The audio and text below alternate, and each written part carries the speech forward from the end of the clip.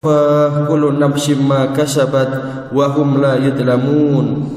Kemudian setiap orang akan diberi balasan yang sempurna sesuai dengan apa yang dilakukannya. Wa hum la yudlamun, dan mereka sama sekali tidak akan terzalimi.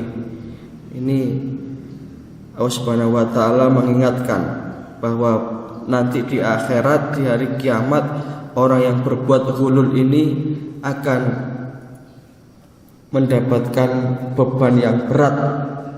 Dari apa yang ia ambil itu nanti akan memberatkannya. Sama dengan ketika seorang itu sudah sampai pada haul dan nisabnya untuk membayar zakat, kok kemudian ia tidak mau membayar, maka harta itu akan menjadi belenggu nanti di hari kiamat.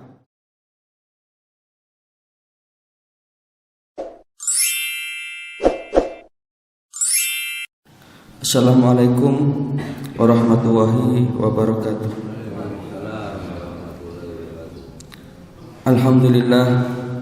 Alhamdulillahilladzi hamdan katsiran thayyiban mubarakan fihi kama yuhibbu rabbuna wa yarda. Asyhadu an la ilaha illallah wahdahu la syarikalah wa asyhadu anna Muhammadan abduhu wa rasuluh la nabiyya ba'dah. Allahumma sholli wa sallim wa barik ala nabiyyina Muhammadin wa ala alihi wa sahbihi ajma'in. Amma ba'du, subhanaka la ilma lana illa ma 'allamtana innaka antal alimul hakim.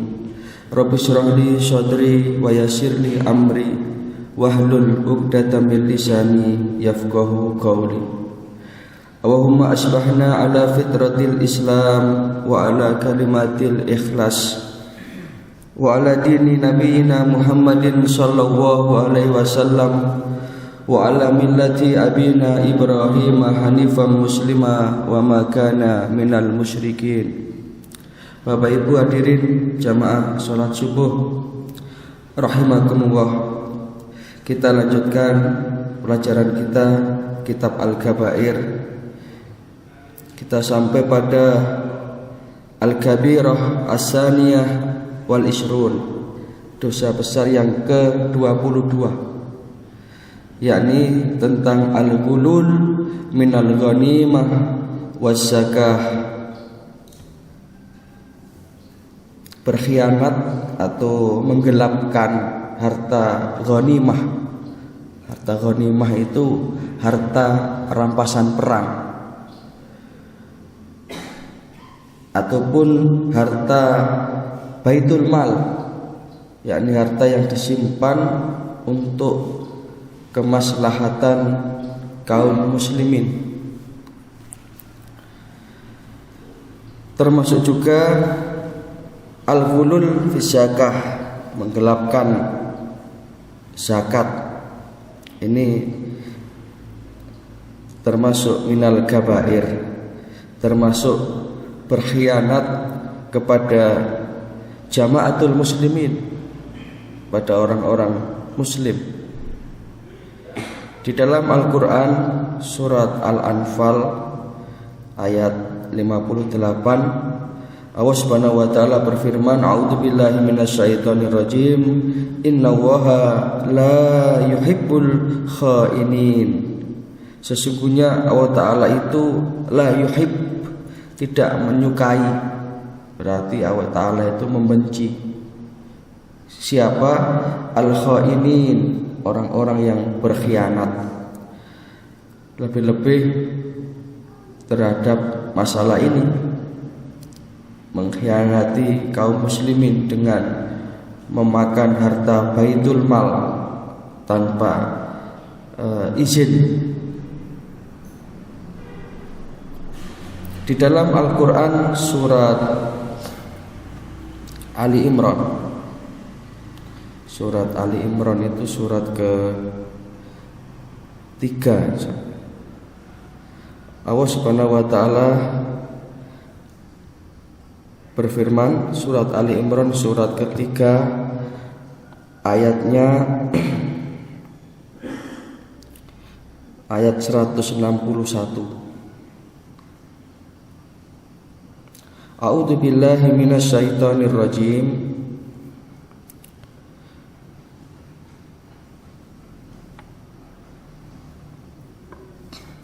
Wa ma kana linabiyyin ayyagul, tidak mungkin,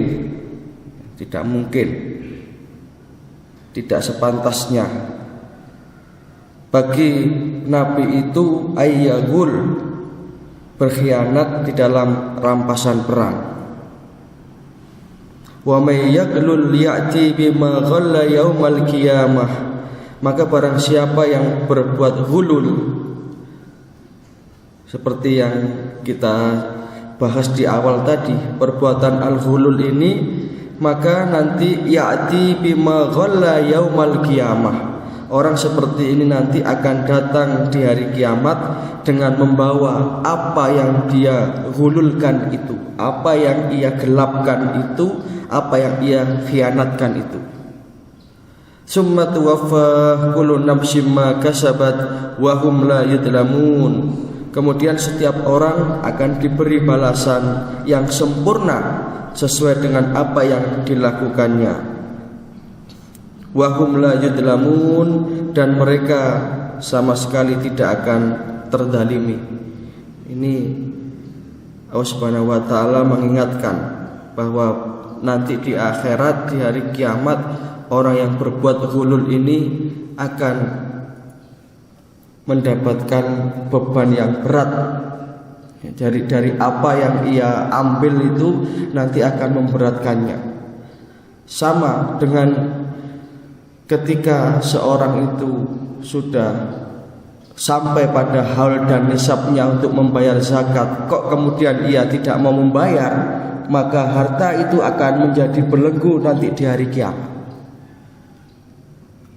Seperti yang dulu pernah kita bahas, bahwa mani'uz zakah, orang yang menahan hartanya dari membayar zakat, itu sama dengan memakan harta fakir miskin. Karena zakat itu sesungguhnya adalah hak fakir miskin, ya, yang wajib diberikan oleh orang yang kaya tadi itu. Jadi beda zakat dengan infak dan sedekah itu. Kalau infak dan sedekah itu kan terserah berapa dia keluarkan. Tapi kalau zakat ini sudah ada nisabnya sendiri, ada batasannya. Baik itu batasan jumlah nisab maupun batasan waktu haul. Yang ketika itu sudah sampai, maka wajib dikeluarkan. Karena kalau tidak seperti itu, Allah ancam itu, fabasyirhum bi'adzabin alim, berikan kepada mereka itu busyra, berita gembira. Ini ancaman ini.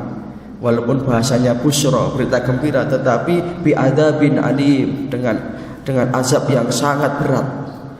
Sama dengan ini, ghulul ini, menggelapkan harta ghanimah atau harta rampasan perang, termasuk juga menggelapkan harta baitul mal. Jadi zaman dulu memang ada yang namanya baitul mal. Baitul mal itu lembaga keuangan yang dikelola untuk kemaslahatan kaum muslimin ketika itu.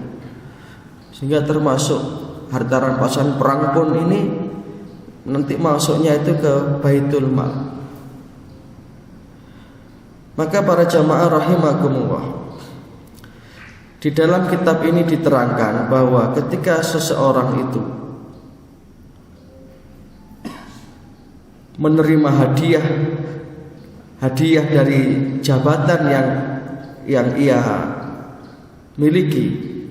Jadi ketika dia punya kewenangan, kemudian orang lain butuh, karena butuh itu kemudian orang memberikan hadiah. Nah ini yang termasuk bagian dari ghulul ini,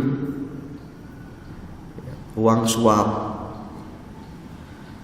Atau juga termasuk, kalau kita memahami penjelasan ini, korupsi itu juga termasuk dari bagian ghulul, karena dia mengambil hak yang mestinya untuk kemaslahatan umat. Lebih-lebih kalau yang dikorupsi itu dana sosial, dan itu terjadi betulan, dan itu memang ada. Makanya diterangkan di dalam penjelasan ini. Kemarin kan kita dengar itu ramai itu dana sosial yang peruntukannya mestinya untuk penanganan COVID. ya diselewengkan. Seperti ini minal kabair, termasuk dosa besar, dan itu terjadi betulan, sehingga Allah dan Rasulnya sudah jauh mengingatkan. Mudah-mudahan kita terlindungi dari yang seperti ini. Kita selalu mendapatkan rizki yang halalan, thayyiban, mubarakan, rizki yang halal, yang thayyibah, dan juga yang berkah. Walaupun mungkin kadang-kadang jumlahnya tidak banyak, tetapi ketika rizki itu berkah, maka di dalam hidup dan kehidupan ini akan terasa kok, ibadah menjadi ringan, hidup kita akan sehat karena sesuatu yang kita makan sesuatu dari yang halal, thayyibah dan mubarakah, akan memberkahi keluarga kita.